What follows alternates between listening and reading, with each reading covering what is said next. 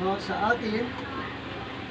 At sa kabilang lahat, ikaw ay napili ng Panginoon para maging kabahagi niya o maging kabahagi doon sa mga taong piniligtas ng Diyos, sa mga tao. So, nung nakaraan po, ang napag-aralan natin ay patungkol po sa sinasabi na paano tayo maging alagad ni Kristo. No? At malaman natin na tayo nga ay alagad ni Kristo sa pamamagitan ng ating pananalig at pananampalataya natin sa Panginoon. Sabi niya, gawin niyong alagad ko ang lahat ng bansa at bautismuhan ninyo sila sa pangalan ng Ama, ng Anak, at ng Espiritu Santo. At pagkatapos ay turuan sa lahat ng ipinag-uutos ko sa iyo. Sabihin, kung gusto mo maging alagad ni Kristo, kailangan daraan ka sa tinatawag na baptism. Hanggat hindi ka pa nababautismuhan sa pangalan ni Kristo, ay hindi ka pa alagad ni Kristo. No? Hindi ka pa kabilang doon sa mga totoong mananampalataya ni Kristo. Sabagal ang totoong mananampalataya ni Kristo, yung mga nabautismuhan sa pangalan ni Kristo. So yun ang totoong Kristiyano. No? At sino yung magbabautismo para maging Kristiyano ka, maging alagad ni Kristo? Siyempre yung mga alagad ni Kristo. Yung mga lima lamang ang lingkod ni Kristo: apostol, propeta, evangelista, pastor, at guro. No? So lima lang yan sila. Yung limang iyan ay nangangaral sila para maging alagad ni Kristo. No? Ang lahat ng tao. Maging alagad ng ating Panginoon. At yun ang ginagawa natin. Kaya kung kayo ay hindi pa nakaranas ng bautismo, ay hindi pa po kayo alagad ni Kristo. No? Hindi pa kayo alagad ni Kristo. Ibig sabihin, hindi pa kayo kabahagi doon sa kaharian ng ating Panginoon. Kaya kung gusto mo maging alagad ni Kristo, so sabihin nyo lang sa amin, Pastor, gusto ko na maging alagad ni Kristo. Gusto ko magpabautismo sa pangalan ni Jesus. So gusto mo magpabautismo. So ibig sabihin, i-schedule natin yan kung kailan para makapag-prepare po tayo. At iyon ang nagpapatunay na isa ka na sa mga alagad ng ating Panginoon. Kasi kung sasabihin mo, alagad ka ni Kristo, hindi ka naman nabautismuhan sa pangalan ni Kristo, hindi ka po alagad ni Kristo. No? Hindi ka alagad ng Panginoon. At hindi ka rin born again. Tandaan mo natin ito, ang totoo, alagad ni Kristo ay nakaranas ng born again. No? Yung muling pagkabuhay. No? At sabi nga, magiging born again ka kapag ito ay nabautismuhan. Sapagkat yun, ang iyong muling pagkabuhay at pagiging alagad ng ating Panginoon. Sapagkat si Kristo namatay sa laman at muling nabuhay saan? Espiritu. Sa Espiritu. No? Nabuhay siya sa Espiritu. So, yun ang ating pong napag-aralan. At yan din pag-aralan natin ang patungkol po sa salita ng Diyos. Ang Biblia po ba ay 100% salita ng Panginoon? No? So, yan po. Kasi bilang alagad ni Kristo, ito yung gagamitin natin, no? Bilang salita ng Diyos. Na dapat nating paniwalaan na ang Biblia ay 100% na ito ay salita ng Panginoon. Ito ang ginagamit ng Diyos para makilala natin siya ng lubusan. At makapaglilingkod tayo ng nararapat. No? Kasi kung hindi mo paniniwalaan na ang Biblia ay salita ng Diyos, so hindi mo makikilala ang Diyos. Sapagat dito lamang sa pamamagitan ng Biblia, inihayag niya ang kanyang sarili. No? Inihayag niya. Kaya kung ang Biblia ay tuturong salita ng Diyos, sa makatuwid kinakailangan natin itong pag-aralan. No, kailangan natin itong pag-aralan, sundin at pagkatiwalaan. Ibig sabihin, pag-aralan mo ang Biblia, kung ano yung nababasa mo, sundin mo at pagkatiwalaan. Kaya kung ang Biblia ay salita ng Diyos ng hulugan na hindi natin tinatanggap ang Diyos kung hindi natin ito tinatanggap o pinaniwalaan na ang Biblia ay salita ng Diyos. Ibig sabihin, kung hindi ka naniniwala sa Biblia, hindi ka rin naniniwala sa Diyos. Dahil kung naniniwala ka sa Biblia, ibig sabihin, naniniwala ka rin sa Diyos sapagkat ang Biblia, ito yung salita ng Diyos. Amen po ba? Amen. Ito yung salita ng Diyos. Kaya, ang katotohanan, binigyan tayo ng Diyos ng Biblia, kung saan ipinasulat niya ang kanyang mga salita, ay isang ebidensya ng pagpapadama niya sa atin, pagpapadama niya sa atin ng kanyang pag-ibig. Ang ibig sabihin ng salita, ito ay pahayag o pagpapaunawa ng Diyos sa sangkatauhan kung sino siya at kung paano tayo magkakaroon ng tamang relasyon sa Kanya. Kaya sa pamamagitan ng banal na kasulatan, dito nagpapakilala ang Diyos. Dito natin siya maunawaan at dito tayo makapaglilingkod ng lubusan sa Kanya. No? Kaya ang mga bagay nito ay hindi natin malalaman kung hindi ito inihayag sa atin ng Diyos sa pamamagitan ng Biblia. Sa pamamagitan ng banal na kasulatan. Kaya kahit inihayag ng Diyos sa progresibong paraan ang kanyang sarili sa Biblia sa loob ng humigit kumulang 100 at 500 ay 1,500 taon. No? 1,500 taon na kung saan ay doon ipinakita ng Diyos kung gaano katagal nabuo ang Biblia. So nabuo ang Biblia, ang banal na kasulatan mula Genesis to Revelation. Yun din, dito ka nga. Nabuo ito sa loob ng Ito dyan. 100,000 o 1,500 years. No? 1,500 years nabuo ang banal na kasulatan. Kaya naglalaman pa rin ito ng lahat ng kinakailangan na malaman ng tao patungkol sa Diyos upang magkaroon siya ng tamang relasyon sa Kanya. Kung ang Biblia ay totoong salita ng Diyos, sa makatuwid ito ang pinakamataas na otoridad sa lahat ng bagay na may kinalaman sa pananampalataya, reliyon at moralidad. Na pinakikita na ang banal na kasulatan ay kapag ito yung pinaniniwalaan mo na 100% ito ay salita ng Diyos, magiging tama ang relasyon sa Kanya. Hindi ka nagkakamali sa paglilingkod sa Panginoon. Dahil dito, ipinakikita niya ang kanyang sarili, ipinahayag niya kung sino siya. Kaya, so ang isa sa katanungan na dapat nating itanong sa ating mga sarili ay kung paano natin matitiyak na ang Biblia ay salita ng Diyos at hindi lamang isang pangkaraniwang aklat. No? So paano natin matitiyak na ang Biblia ay 100% ito ay salita ng Diyos? Na ano ang ikinabukod tangi ng Biblia sa iba pang mga relihiyong aklat na isulat? Meron ba mga ebidensya na ang Biblia ay totoo ngang salita ng Diyos? Ang katanungan dito ay dapat na bigyang kasagutan kung seryoso natin pag-aralan. No?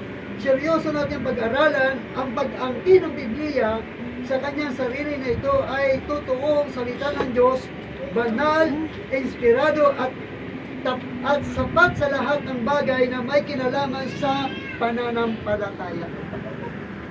Kaya malalaman mo lang, maunawaan mo lamang na ang Biblia ay totoo salita ng Diyos kung ito ay yung pag-aaralan. Kung ito yung uunawain. at kung ito ay iyong babasahin.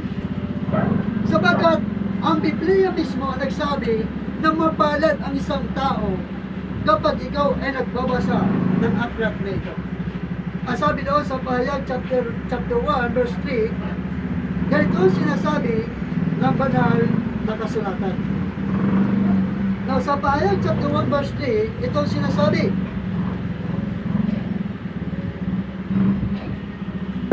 sinasabi ng banal na kasulatan, pinagpala ang bumabasa ng aklat nito, ang mga nakikinig sa propesiya nito at tumutupad sa nasusulat dito, sapagkat malapit na itong maganap. Pinagpala. Sa ibang salin, mapalad ang mga bumabasa sa aklat nito, ang mga nakikinig at tumutupad sa mga nakasulat dito, sapagkat ang mga ito ay malapit na maganap. So yun ang sinasabi na kapag nagbabasa ka ng Biblia, nagiging mapalad ka. Bakit? Sapagkat sa pamamagitan ng banal na kasulatan, malalaman mo kung sino ang tagapagligtas mo. Malalaman mo.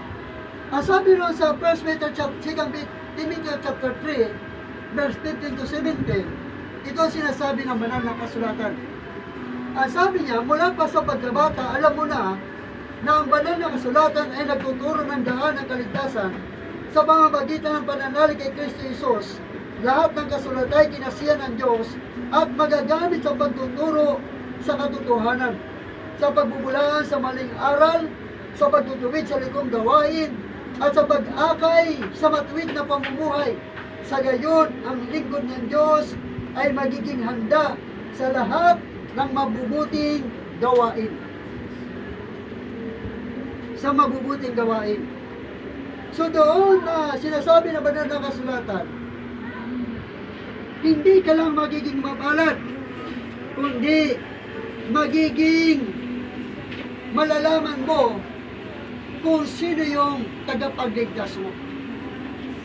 Hindi ka maliligaw ni naman. Sabagat, gaya ng itinuro natin, itinangaral natin, mayroon tayong tagapagturo. Hindi po ba? Amen. Yung Holy Spirit, siya yung naggagabay sa akin. Siya yung nagtuturo sa akin. Sabagat, kung wala ang Holy Spirit, hindi mo maintindihan, hindi mo maunawaan ang Biblia. Bakit? Sabagat ito sinasabi sa Sikam Pedro, pangalawang Pedro, chapter 1, verse 20 hanggang 21, ito ang sinasabi ng banal na kasulatan. Higit sa lahat, unawain ninyo, walang makapagpapaliwanag ng alinmang propesiya sa kasulatan. Mula sa kasulatan, sa sariling kakayanan. Sabagat ang pahayag ng mga propeta ay hindi nagmula sa kalooban lamang ng tao. Ito'y galing sa Diyos at ipinahayag ng mga taong nasa ilalim ng kapangyarihan ng Espiritu Santo. So, ibig sabihin, ang lahat ng sumulat ng banal na kasulatan, sila ay nasa kapangyarihan ng Holy Spirit. Mula Genesis to Revelation. No? Mula Genesis to Revelation, ang sumulat niyan ay ang mga lingkod ng Diyos. At hindi sila sumulat ayon sa kanilang kalooban, kundi isinulat ito sa kapangyarihan o sa guide ng Holy Spirit. Kaya sabi ng Biblia, higit sa lahat, sabi rito ng banal na kasulatan, higit sa lahat, unawain ninyong walang makapagpapaliwanag ng alimang propesiya sa kasulatan, sa sariling kakayanan, sa sariling kakayahan, sabagat ang pahayag ng mga propeta ay hindi nagmula sa kalooban lamang ng tao. Ito'y galing sa Diyos at ipinahayag ng mga taong nasa ilalim ng kapangyarihan ng Espiritu Santo. So, dito pinakikita kung gaano kahalaga ang Biblia. At nabuo, sabi nga, ang Biblia ay nabuo sa loob ng 1,500 years. No? Napakatagal bago nabuo ang Biblia. At ang sumulat nito, yung mga ginamit ng Diyos ay nasa iba't ibang mga kategori. Mga nasa iba't ibang kung ano yung kanilang posisyon. No? So, may iba't iba. Ang kanila sabi rito, may 40 manunulat ng Biblia. Nanatili pa rito nagkakaisa ang Biblia mula sa umpisa hanggang sa huli at wala itong pagkakasalungat. Ang ganitong pagkakaisa ay siya mismong kaibahan ng Biblia sa lahat ng mga aklat. Isa lamang itong patunay sa banal na pinagmula ng mga salita. Kumilos ang Diyos sa mga tao at isinulat nila ang kanyang mga salita. So, ang sumulat ay 40 katao. At ang kanilang antas ay iba't iba. Mayroong hari, mayroong mangingisda, mayroong doktor, mayroong mga pastor ng tupa. At ang Biblia ay nahati dito sa dalawang bahagi. No? Dalawang bahagi. Old Testament and New Testament. At ang kabuuan ng Biblia ay 66 books. Bakit 66 books? Sapagkat ang Old Testament ay 39 books. Ang New Testament ay 27 books. 27 books. Kaya nabuo siya ng 66 books.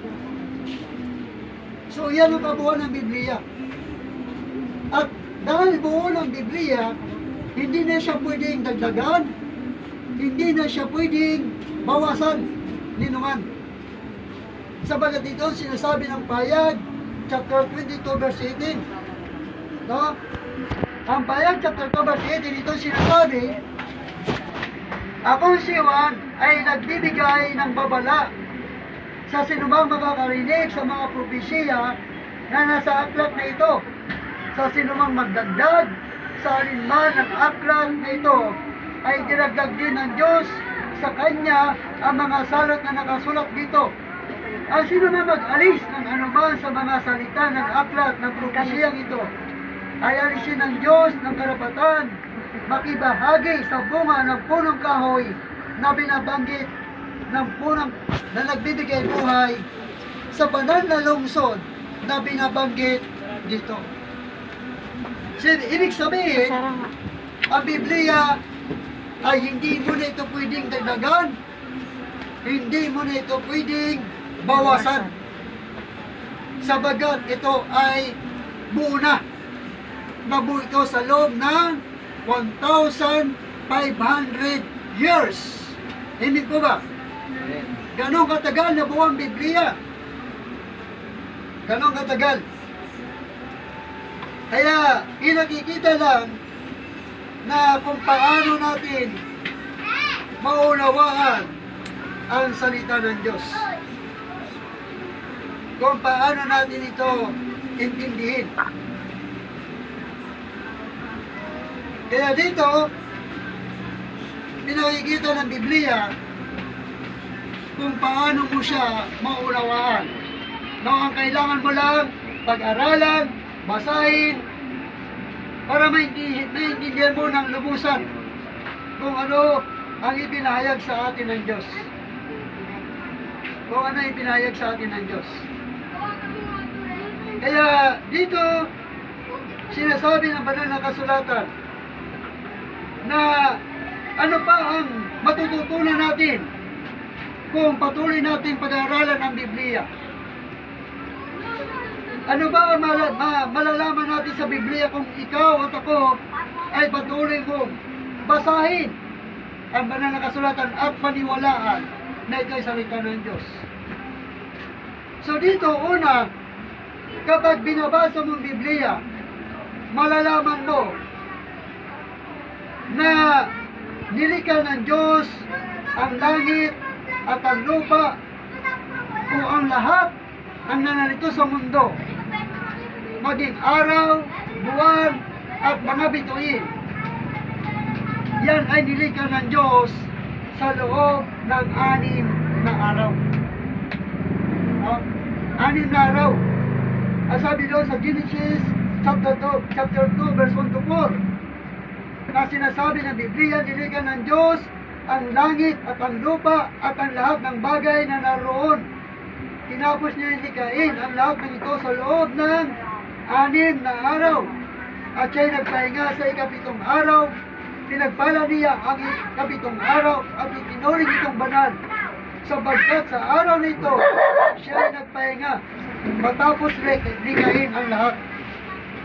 Ganito ang paglikha sa langit at sa lupa nung nang likhain ng Diyos ng Panginoong Yahweh ang lupa at lahat ng bagay sa langit, no, ay wala pa itong anyo o hugis. Kaya doon ay pinakikita ay walang ibang naglikha ng lahat ng bagay dito sa mundo.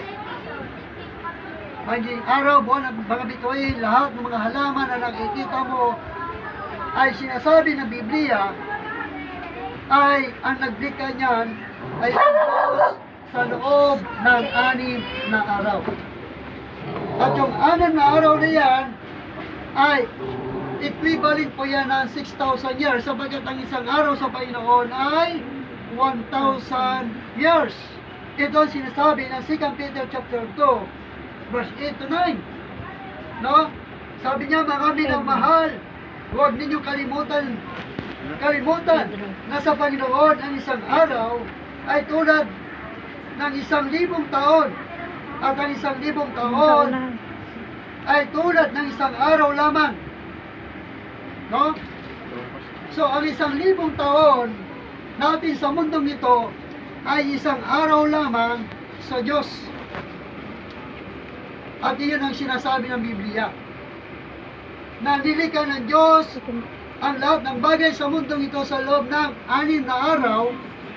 At yung 6 na araw na yan ay equivalent po yan ng 6,000 years, sapagkat ang 1,000 taon sa Panginoon ay isang araw.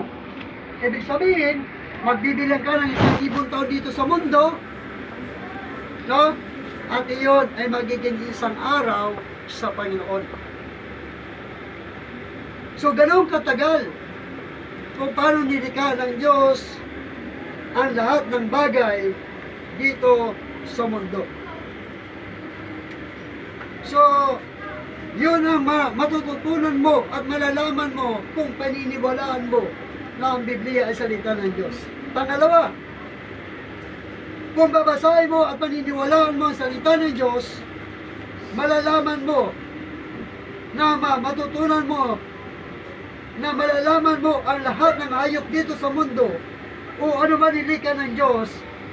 Ang Diyos ang nagbigay sa tao ng authority sa pagbibigay ng pangalan sa kanila. Kung ano ang tinawag sa kanila, yun ang magiging pangalan nila. Ibig sabihin, lahat ay narabubuhay sa mundo nito ng mga hayop.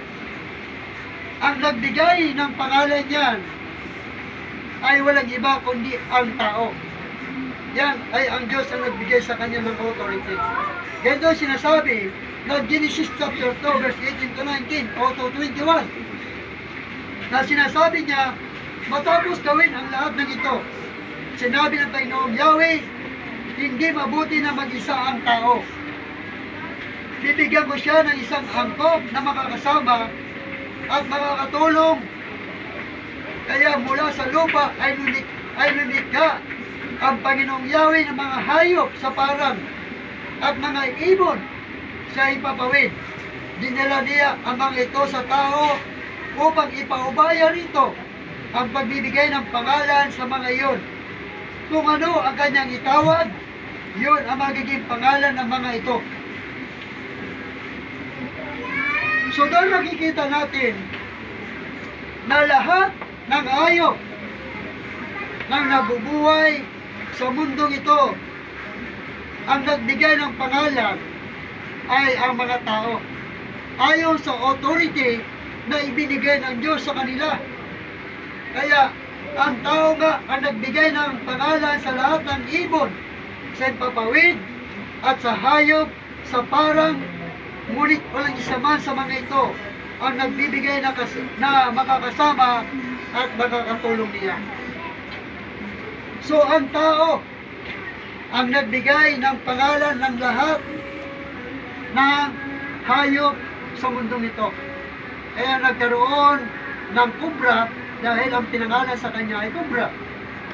Nagkaroon ng giraffe sapagkat ang ipinangalan sa kanya ay giraffe. Nagkaroon ng unggoy sapagkat ang pinangalan sa kanya ay unggoy. Nagkaroon ng buhaya kasi ang pinangalan sa kanya ay buhaya. Nagkaroon ng pating kasi ang pinangalan sa kanya ay pating. So, ibig sabihin, lahat ng bagay na narito sa mundo, ang nagbigay ng pangalan ay ang tao. No? Kung nagtataka, bakit mayroon kambing? Kasi yun ang ipinangalan sa kanya, pangalan niya ay kambing. Kaya nagkaroon ng kambing. No? So lahat ng narito sa mundo ay nilikha ng Diyos yan, walang mga pangalan. Hindi po ba? Amen. Amen. Walang mga pangalan. Blanco. Blanco yan. So, ibig sabihin, lahat na nabubuhay sa mundong ito ay nagkaroon ng pangalan sa pamamagitan ng tao. Nagkaroon ng ahas, dahil ini pinangalan niya ay ahas. No? So lahat, nagkaroon ng surot, kasi pinangalanan siyang pangalan niya surot. Nagkaroon ng langgam, kasi pinangalan sa kanya ay langgam. So ganon. Kaya nagkaroon ng mga bagay na yun. Pangatlo, kapag binabasa mo ang banal na kasulatan, matutunan mo at malalaman mo na ang babae ay nagmula sa iyong tadyang. Nagmula sa lalaki ang babae. Nanggaling yan sa tadyang ng lalaki. Ayon sa Genesis chapter 2 verse 21 hanggang 23. Ang sabi niya, kaya tinatulog ng Panginoong Yahweh ang tao, samantalang naiimbing, ginawa niya ang isang tadyang nito at pinaghilom ang laman sa tapat niya. Ang tadyang na iyon, ginawa niya isang babae at dinala niya ito sa lalaki. Sinabi ng lalaki sa wakas, narito ang isang tulad ko, laman ng aking laman, buto ng aking buto. Babae ang itatawag sa kanya sapagkat sa lalaki siya kinuha. So doon, sinasabi ng Biblia na ang babae ay nanggaling niya sa lalaki. No, sa tadyang ng isang lalaki. Doon niya nagmula. Sabi ng banal na kasulatan. Hindi po ba? Amen. Doon niya nagmula. Kaya kapag patuloy mong pag-aralan ng Biblia, marami kang matututunan, marami kang maintindihan. Pero ang kailangan mo lang, maging alagad ka muna ni Kristo para maintindihan mo at malawaan yung salita ng Diyos. Amen po ba? Amen. Kasi kung hindi ka alagad ni Kristo, hindi mo maintindihan ang Biblia sabagat ang Biblia ay maunawaan lamang sa paraang espiritual. Dahil kapag kung hindi ka pa maging alagad ni Kristo, patay pa ang iyong espiritu. Hindi mo pa maunawaan kung ano yung binabasa mo. Sabagat ang Biblia ay espiritual. Kaya kailangan unawain mo ito sa paraang espiritual. Paraang espiritual. Pangatlo, kung babasahin mo at naniniwalaan mo na ang Biblia ay salita ng Diyos, o pang-apat na ang salita ng Diyos, matutunan mo, maunawaan mo kung bakit mayroong iba't ibang bansa. Nagtataka ka bakit mayroong iba't ibang bansa? No? Isa yan sa mga katanungan mo na kapag binabasa mo Biblia, maiintindihan mo kung bakit mayroon iba't ibang bansa. Paano nagkaroon ng iba't ibang bansa? Ganito sinasabi ng Biblia sa Genesis chapter 11 verse 1 to 9. Ito sinasabi, sa simula, isa ang wika at magkakapariyo ang mga salitang ginagamit ng lahat ng tao sa daigdig. Sa kanilang pagpalipat-lipat sa silangan, nakarating sila sa isang kapatagan sa Sinar at doon nanirahan. Nagkaisa silang gumawa ng maraming tisa at lutuin itong mabuti para tumibay. Tisa ang ginamit nilang bato at Alkitkan ang kanilang siminto.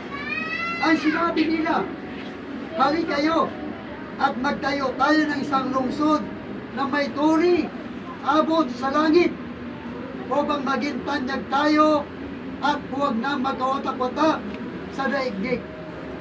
Bumaba si Yahweh upang tingnan ang lungsod at ang turing itinatayo ng mga tao. Sinabi niya, gayon ay nagkakaisa sila. Nagkakaisa silang lahat at isa ang kanilang wika. Pasimula pa lamang ito ng mga binabalangkas nilang gawin. Hindi magtatagal at gagawin nila ang anumang kanilang magustuhan. Ang mabuti, bumaba tayo at guluhin ang kanilang wika upang hindi na sila magkaintindihan. At ginawa ni Yahweh na ang mga tao ay magkaotak-otak sa buong daigdig. Kaya natigil ang pagtayo ng lungsod. Babil ang tinawag nila sa lungsod na iyon, sapagkat doon ginulo ni Yahweh ang wika ng mga tao. At mula noon, nagkaotak-otak ang mga tao sa buong daigdig dahil sa ginawa ni Yahweh. Doon, nagkawatak-watak ang tao. At doon, nagkaroon ng iba't ibang bansa ayon sa kanilang wika. Amen po ba? Amen. Doon nagsimula ang pagkaroon ng iba't ibang bansa. Ibig sabihin, sa panahon noon ay meron ng Kastila. Nung guluhin ni Yahweh ang iba't ibang yung kanilang wika, nagkaroon sila ng iba't ibang wika. Kapag ikaw waray, doon ka sa waray. Pag ikaw ay Cebuano, doon ka sa Cebuano, kaya may Cebuano. Mayroong waray, kasi yun ang kanilang wika. Kapag ikaw Inchik, doon ka sa Inchik. Dahil yun ang wika nyo, Inchik. Pag ikaw ay Koreano, salita mo Koreano, ay doon ka sa kapwa mo Koreano. Kinsa na? Dahil doon mo naiintindihan. So doon nagsimula. Kaya ang susi ng tagumpay ng isang bansa, nakita ng Diyos yun, yung magkaroon sila ng isang wika. Amen po ba? Amen. Yung magkaroon sila ng isang wika. Kaya yung bansa, isang wika, nakagagawa ng imposible nilang gawin. Nakagagawa sila ng cellphone. Amen. Amen. Nakakagawa sila ng computer. Dahil isang lang wika. Nakakagawa sila ng eroplano, helicopter. Yung bansa na isang lang wika, nakagagawa sila ng gusto nilang gawin. At yung bansa na yan, yung mayaman, matagumpay. Yan ang sinasabi ng Diyos. Dahil isa ang kanilang wika, pasimula pa lamang ito ng kanilang ginagawa. At magluluwat, magagawa nila ang ibig nilang gawin. Amen po ba? Amen. Magagawa nila. Kaya mapalad ang isang bansa na mayroong isang wika dahil magtatagumpay sila sa lahat ng kailang ibig gawin. Ang bansang Pilipinas, magtatagumpay ba? Hindi. Hindi yayaman ang bansang Pilipinas. Bakit? Nandito ang Torre ni Babel. Hello? Amen. Amen. Yung Bisaya nga, at saka Bisaya, at saka Tagalog, hindi pwede magsama yan. Mapapahamak sila. Sinubukan nila magsama Bisaya at Tagalog. Meron silang binuhat. Nagbuhat sila. Sabi ng Tagalog, bigat no? Sabi ng Bisaya, bitaw. Sa Tagalog, ang bitaw, anong ginawa? Bitaw. Binitawan. Sa Bisaya, ang bitaw, oo. Sabi ng Tagalog, bakit mo binitawan? Sabi mo, bitaw. No? Binitawan ng Tagalog. Kasi nitindihan niya, bitawan daw eh. Kasi sa nakausap niya ng bigat, no? Sabi ng Bisaya, bitaw. Ay, nitindihan ng Tagalog ang sabihin ng bitaw. Bitawan niya ngayon. Na nalagnagan, napili niya yung Bisaya. Hindi na sila magkaintindihan. Kaya hindi na buod rin ni Babel. No? Kasi nga, sabi ng Bisaya, may mga salita na kung saan ay akala mo ay magkatugma. No? So maraming mga bagay na mahirap umunlad kapag ang isang bansa maraming wika. No? Maraming wika. Hindi talaga makakabuo. Kaya ang bansa natin kahit anong gawin, maliban lang kung ideklara ng isang presidente na magkaroon tayong isang wika. Doon lang tayo makakabuo ng cellphone. Doon lang tayo makakabuo ng computer. Doon lang tayo makakabuo ng eroplano. Doon lang tayo makakabuo ng helicopter. Sapagkat lahat ng sasabihin natin, naiintindihan natin, bata man ito o matanda, madaling maintindihan. Dahil iisa lang ating wika, Luzon, Visayas at Mindanao. Ay kaso, pag Luzon, Visayas at Mindanao, pagdating sa Mindanao, iba na ang salita. Pagdating sa Bisaya, iba na ang salita. Pagdating sa Manila, iba na rin ang salita. Kaya hindi na magkaintindihan, labo-labo na. Kaya, hindi mabubuo isang building kapag walang isang salita. Kaya sa building, mabubuo ang isang building kung ang nakalagay sa plano ay susundin. Dahil meron isang salita. Pag English, English lang. Pero kung hindi mo susundin ang plano, hindi ka makakabuo. Dahil hindi mo pwede makasama ang Waray at yung Bisaya. Hindi mo pwede magsama yan. Kasi mapapahamak lang kayo. No? Mapapahamak lang.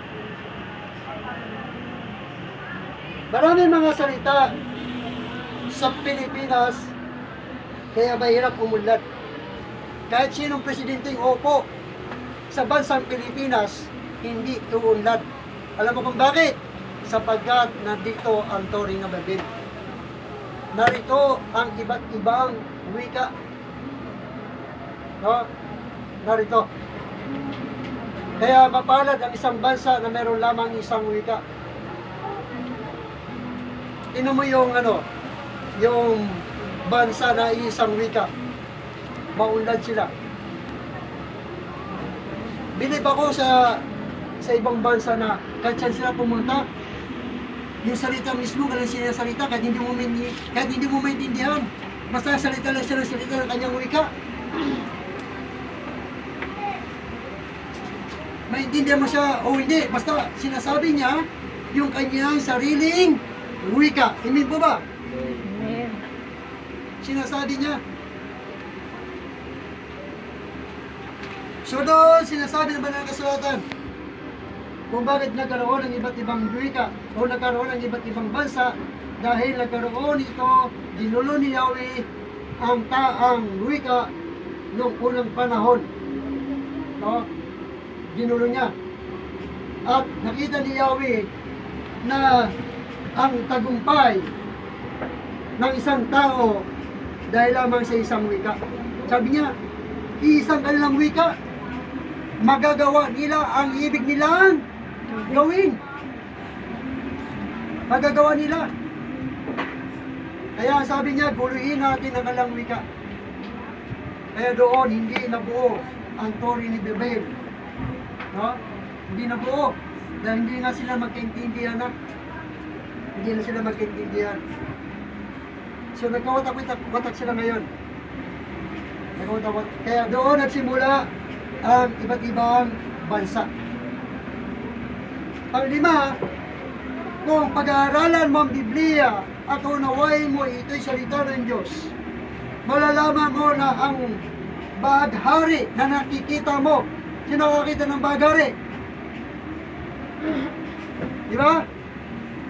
Malalaman mo na ang baghari na nakikita mo sa kalawakan, kapag ito ay umaambon, ito ay walang hanggang tipan ng Diyos sa tao sa buong mundo na wala nang gugunaw na baha.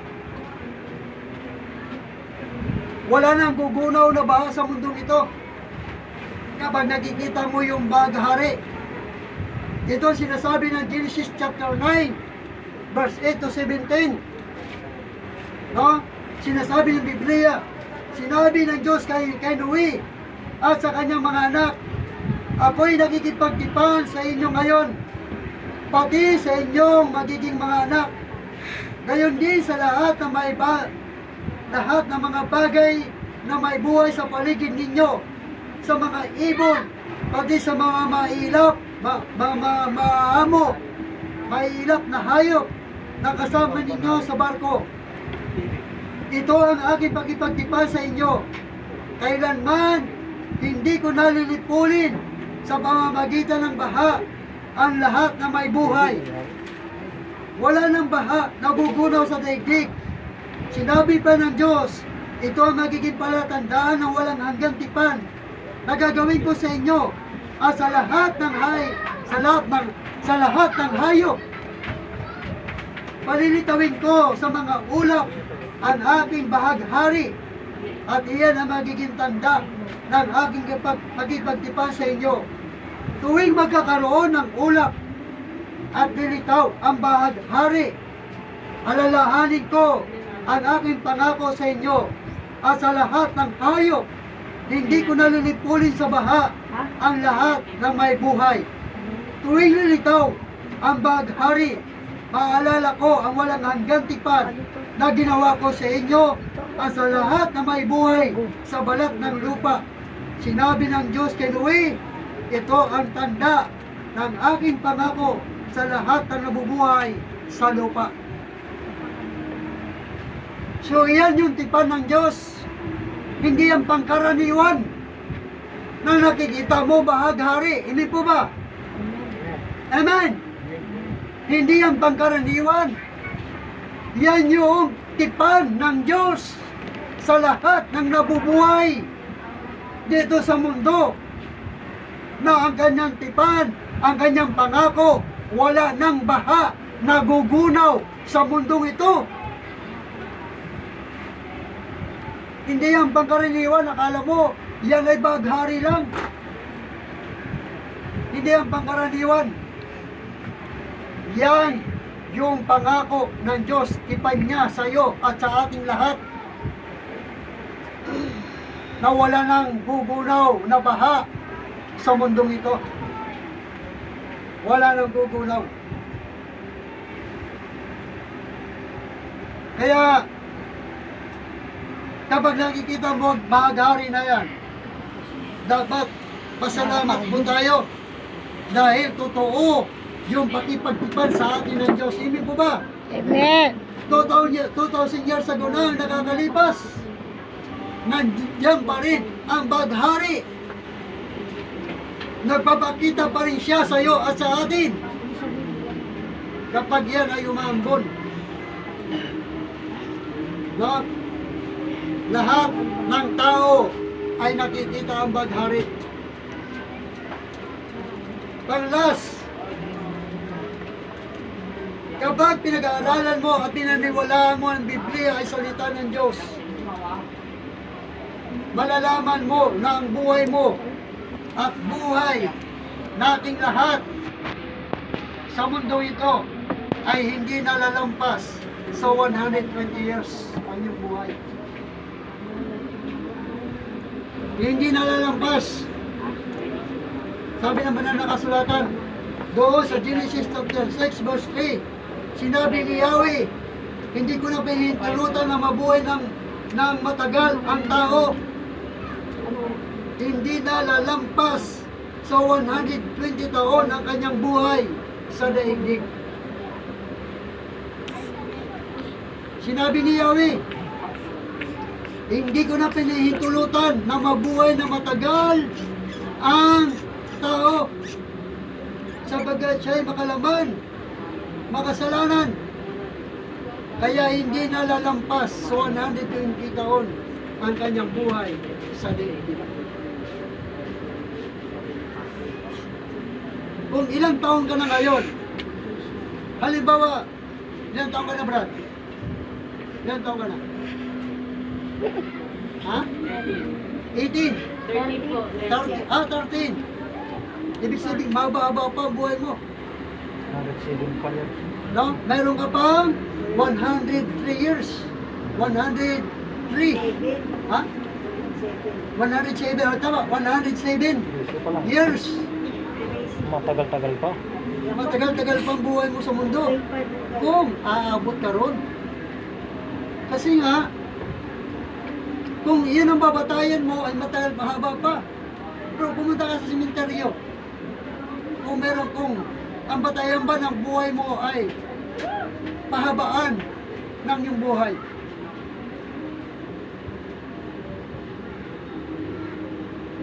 Merong makikita doon, 1 buwan pa lang patay na. 1 araw pa lang, patay na. No? So, ibig sabihin, pinalam sa iyo ng Diyos kung hanggang kailan ka yung hantungan ng iyong buhay. Hantungan lang. Mula nung ikaw isilang, ang ibigay sa iyo ng Diyos ay 120 years lang. Mabubuhay ka sa mundong ito kung aabot ka roon. Amen? Amen. Kung aabot ka roon. Kasi nga, meron na tayong kamatayan. Ang kamatayan ang siya naging hadlang kaya hindi mo narating yung 120 years. Meron na tayong kamatayan. At ang kamatayan na yan ay hindi sa iyo pinalam kung kailan ka mamamatay. Hindi po ba? Amen. Pinalam lang sa iyo na ikaw ay mamamatay. Pero hindi niya pinalam kung kailan. Basta ang buhay mo ay nasa loob lamang ng 120 years kung aabot ka roon. Ang sabi nga ni Haring David, ito sinasabi niya sa Awit chapter 90 verse 9 to 10, sa kamay mo nagawakas itong hiram na naming buhay. Parang balon lamang ito na batas na basta lamang dumaraan. Buhay namin umaabot ng 70 taon, singkad. 70 taong singkad. Minsan na may 80 kung kami malakas. Ngunit buong buhay namin ay puno ng dusa, hirap, pumapanaw pagkatapos dito sa maliwanag. So sabi niya Haring David, ang buhay namin minsan umaabot lamang ng 70 years kung malakas. Ay kung sabi nito, umaabot ng, sabi nito, Pag masakit yan. Awit chapter 90 verse 9 to 10. Sabi niya, buhay namin umaabot ng 70 taon, singkad. Minsan na may 80. So, kung kami ay malakas. So, mapalad ka na kung ang buhay mo ay abot ng 70 years. Sabi ni Haring David. Minsan naman daw ay umaabot ng 80 years kung ang katawan mo ay malakas. Beta plus mo na. No? Parang yung mga mag-beta plus. Beta plus ka na. Bonus yun, umabot ka ng 80. Bonus lang. 80 to 90. Kasi ang ano na po, si Binti lang ang pinakaano talaga ligtado. So yan yung sinasabi ng banal na kasulatan. Bonus na lang yun. Taon. December na naman. Pag sitigta ka na, tinulan talaga. 60 lang nga eh. Hindi ka lang makapagtrabaho, di ba? Senior ka na eh. Paano yung Senior 100? ka na. Umabot ata na si 20, ano na kayang buhay mo nun? 105 nga meron. No? Na. Ibon ko ka na. Parang gusto mo nang mamatay. Kung hindi ka pa mamatay-matay kasi 80 years Tagal pa ang babaeng buhay mo. mamatay. Matagal yung babaeng mamatay. Karamihan sa lola, ano, babae. Kung mga umabot doon, mamaya. Tapo na lang. So doon nakikita natin, dahil nga sa kasalanan, ay paunti-unti ang ating buhay. Pero merong binigay sa atin ng Diyos na maganda kapag tayo naglilingkod sa Kanya.